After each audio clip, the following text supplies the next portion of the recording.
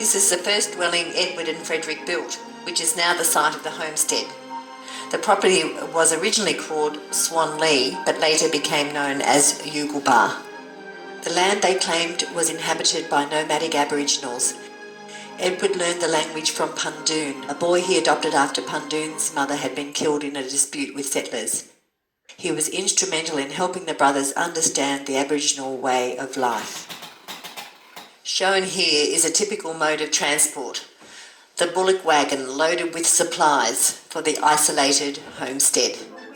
It took several years of back-breaking work, clearing land for sheep grazing, planting crops for food, establishing isolated sheep stations, coping with warlike Aboriginals, building a home, lambing, sheep washing, shearing, introducing cattle mustering.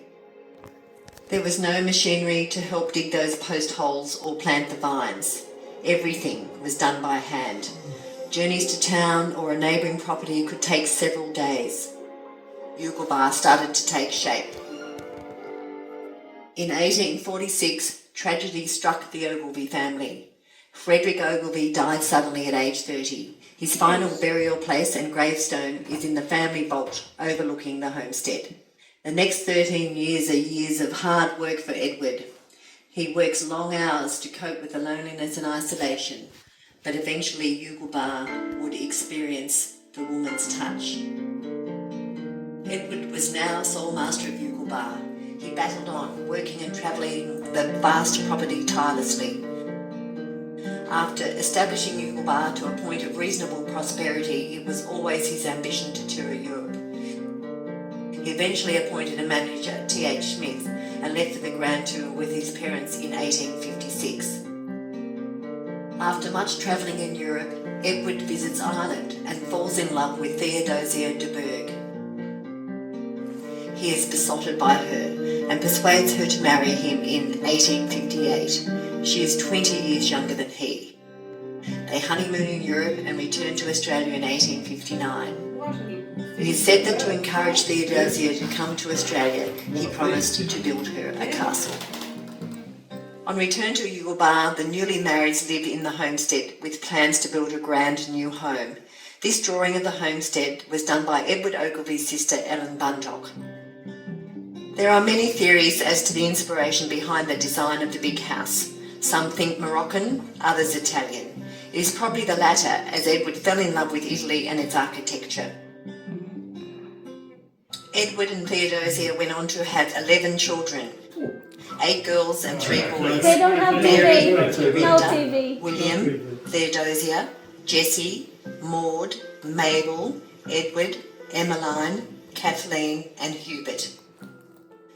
The youngest child, Hubert, was born in 1877 and only lived for a few weeks. The children were all well read, with a taste for poetry and music. All this despite a lack of formal education due to the station's remoteness. Amazing. They often had friends and relatives staying, riding, fishing and shooting. The family entertained at night with plays and singing and played backgammon, draughts and spillikins. A schoolhouse was built near the entrance gates. The mill children from Eatanswill also attended and actually boarded with the Ogle family during school.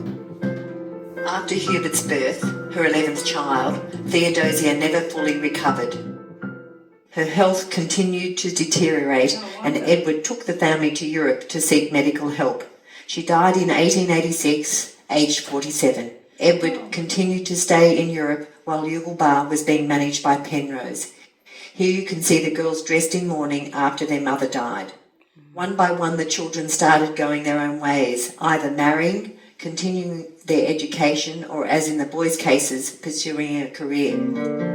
While Edward was devastated when Theodosia died, he did eventually remarry in England.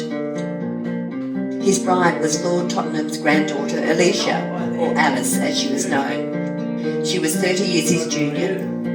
The Ogilvy family became very fond of Alice and called her Steppy. The couple finally returned to Yulgilbar after Edward's absence of 9 years.